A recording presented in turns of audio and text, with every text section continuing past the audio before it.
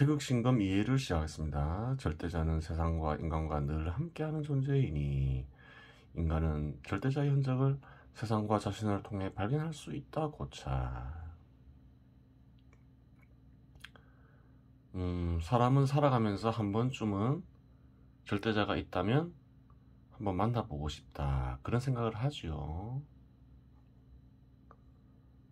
또 그런 생각을 하는 이들이 종교인이 되기도 해요. 하지만 절대자와 접촉하는 경험은 그리 흔한 일은 아니지요. 그래서 이 말을 제대로 이해하는 게 중요할 수도 있어요. 텅 빈 공간이 생기고 최소 물질 입자가 만들어지고 불변의 행위 속에 최소 물질 입자가 흩어지고 모이며 물질로 구성된 다양한 대상들이 생성되니 만물이 드러나게 되는데, 이 경우 절대자의 의지는 분리되어 다양한 대상들이 일체를 이루도록 통일성으로 작용하게 됩니다. 절대자의 의지는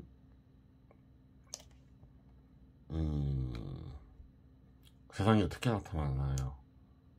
섭리작용으로 나타나죠. 섭리작용은 다양한 모든 대상들이 이루어지게 하는 바탕이 되는 것이지요. 그래요.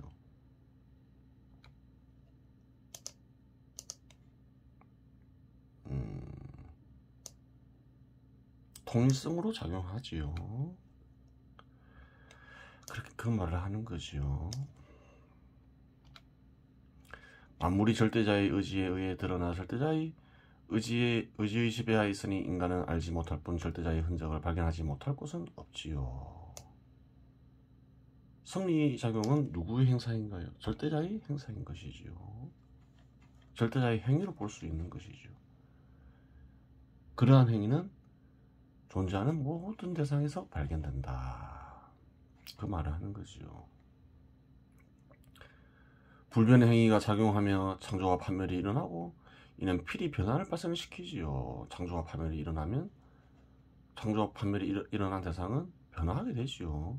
인간의 육체는 태어나는 순간 성장하고 늙고 죽지요. 이는 곧 불변의 행위가 작용하는 한 형태이니 육체에는 절대자의 의지가 깃들여 있지요.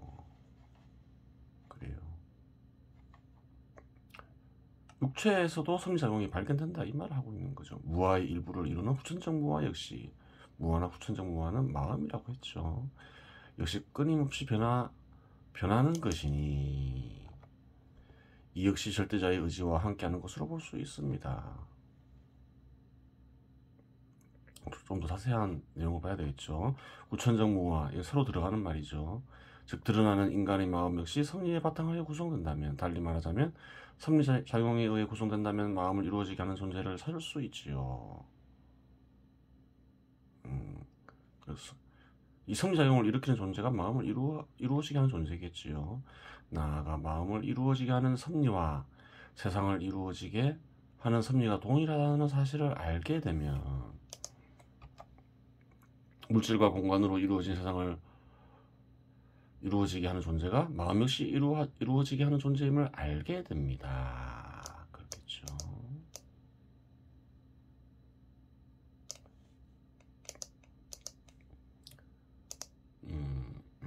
주로 어떤 노력을 하나요? 창조와 파멸 행위는 섭리작용 속에서 일어나죠. 그래요. 섭리를 통해서 절대자를 찾으려고 함을 알 수가 있어요. 또한 의식은 정신과 육체를 매개하는 역할을 수행하며 섭리를 드러나게 하는 신검의 움직임을 활성화하는 역할을 함을 알 수 있습니다.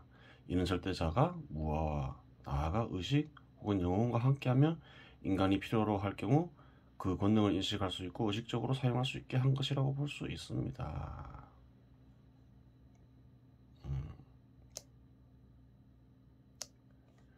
이 글을 쓴 이는 섭리를 통해서 혹은 섭리를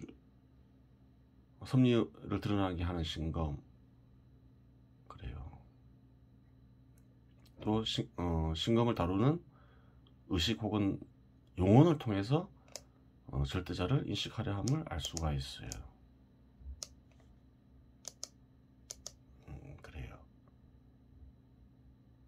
섭리는 절대자가 인식하고 사용하는 것이지요.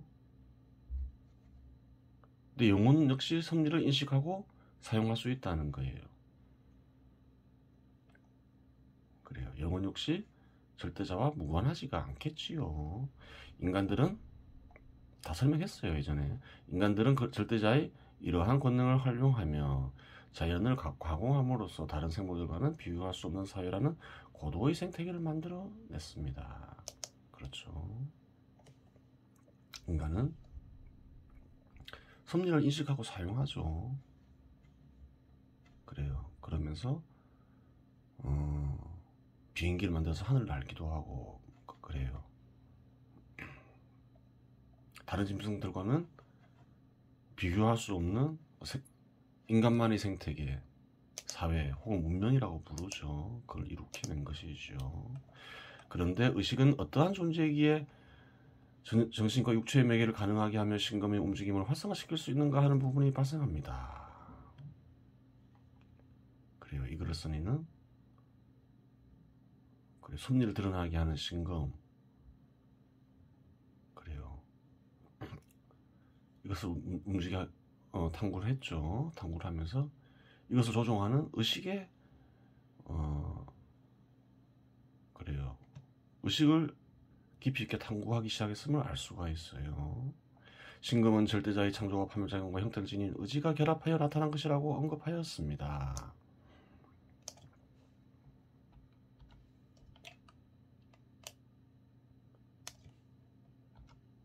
이 두 가지 결합물을 움직일 수 있는 존재가 의식인데, 그렇다면 의식은 어떠한 존재이기에 그러한 기능이 가능한지 탐구하는 것은 무척 중요한 일임에 틀림없습니다.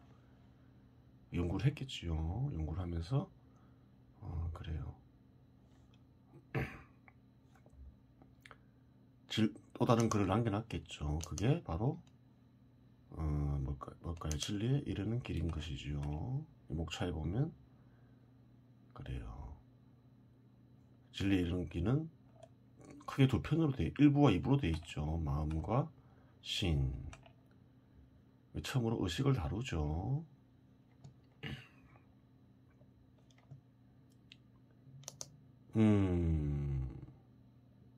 그래요. 절대자를 제대로 알려면 섭리를 탐구해야 하고 또 영혼을 탐구해야 함을 이 시기에 이미 알았음을 알 수가 있어요. 그래요. 하지만 이 문제는 그 주제를 크게 벗어나니 다음 기회로 미루도록 하겠습니다. 인간으로 구성된 생태계인 사회가 아닌 다른 종류의 생물들의 생태계 속에서도 그 속에 속한 물질 및 질서들이 변화를 관찰할 수 있으니 절대자의 의지가 관찰되는 것이고 섭리에 따른 이 말을 넣어주는 게 더 좋겠죠. 무생물들의 존재 및 존재가 아닌 관계에서도 섭리에 따른 변화가 발생하는데 그 변화에는 일정한 질서가 형성되어 있어 절대자의 의지가 관찰됩니다. 그 변화에는 섭리가 발견되어 이 말이 더 맞겠죠.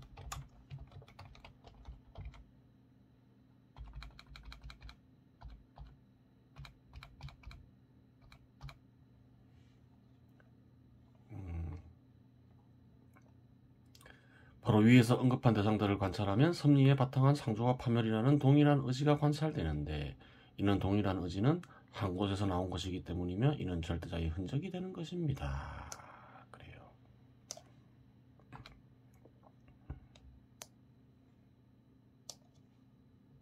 이 주석이 있죠.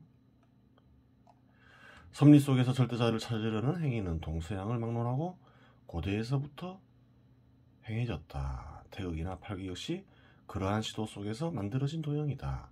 서양에서 그러한 시도를 한 대표적인 인물은 아이작 뉴턴이다. 태극이나 팔기는 섭리 속에서 절대자를 찾으려는 시도 속에서 만들어진 것이지요. 물론 섭리를 파악하면서 세상을 이해하려고도 했죠. 두 가지 목적인 것이에요. 세상을 섭리에 입각해서 이해하기 위해서 이해하고자 하는 노력에서 만들어졌고, 또한 그 이해하는 과정 속에서 섭리를 잊게 하는 존재를 알기 위해서 만들어진 것이라고 볼 수 있는 것이죠. 두 가지 목적이 있는 것이죠. 섭리를 탐구하다 보면 그게 자연계든 자연계 사회든 그래요. 혹은 마음이든 섭리를 이루어지는 존재와를 접촉하게 되겠죠. 그래서 기본적으로 어떤 대상을 정해서 섭리를 탐구하는 게 기본이 되는 것이에요. 한번 볼게요. 이 인용문 있죠. 하나님의 안에 모든 사물들이 포함되어서 움직이고 있다. 그러나 이들은 서로 영향을 끼치지 않는다. 사물들의 움직임으로부터 하나님은 아무런 영향도 받지 않는다. 하나님은 모든 곳에 있지만 물체들은 움직이면서 아무런 저항도 받지 않는다. 마찬가지로 그는 항상 모든 곳에 있다.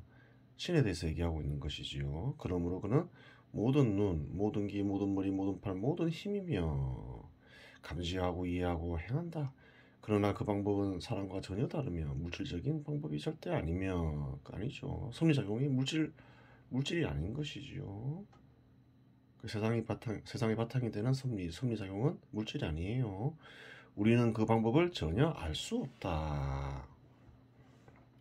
장님은 색깔이 뭔지 전혀 알 수 없듯이 우리는 하나님이 어떤 방법으로 모든 것들을 감지하고 이해하는지 전혀 알 수 없다. 만약 신의 통치와 섭리 최종 원인이 없다면 그것은 신이 아니라 운명이고 자연일 뿐이다. 아이작 뉴턴은 신의 존재를 직관했지만 접촉하지는 못했음을 알 수 있죠. 알 수 없다. 그 말이 한계가 있었음을 알 수 있어요. 왜 그럴까요?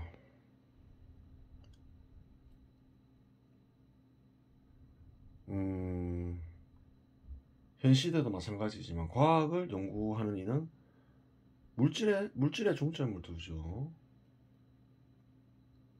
그래서 물질이 아닌 것에 대해서는 그래요. 크게 중시하지 않는 경향이 있어요.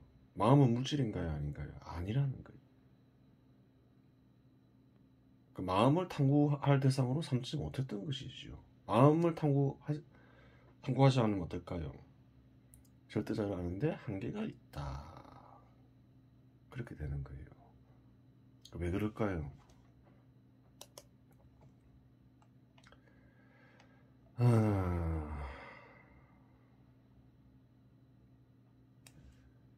저번 시간에 얘기했죠. 영혼이 사는 곳은 물질과 공간으로 이루어진 세상이 아니다. 물질과 공간에서 이루어진 세상에서는 마음과 영혼을 발견할 수 없다. 마음은 물질과 공간과는 다른 차원의 세상이다. 그래요. 그 인간의 마음도 그렇고 물질과 공간으로 이루어진 세상도 마찬가지지만 다 절대자의 마음에서 비롯되었다. 영혼은 마음에서 사니 절대자를 어디서 만나야 되겠어요? 영혼이 사는 곳에서 만나야 되겠죠. 인간이 마음에서 만나야 되겠죠. 그런데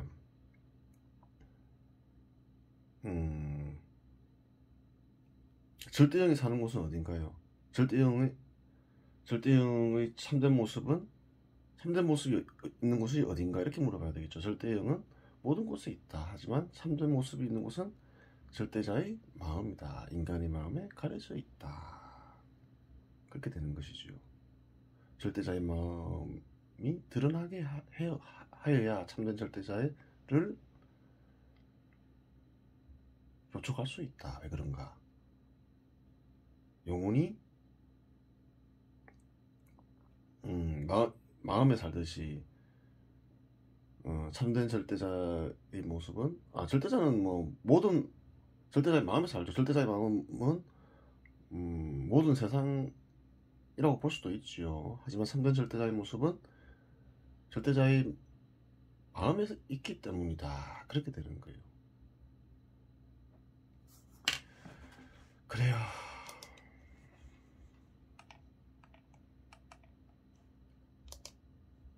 섭리를 탐구하면 절대자의 마음을 드러나게 할 수 있는 것이다. 그래요. 그리고 영혼을 탐구하면 어떻게 될까요? 생각하는 존재를 알게 된다. 그 세상을 생각하는 존재를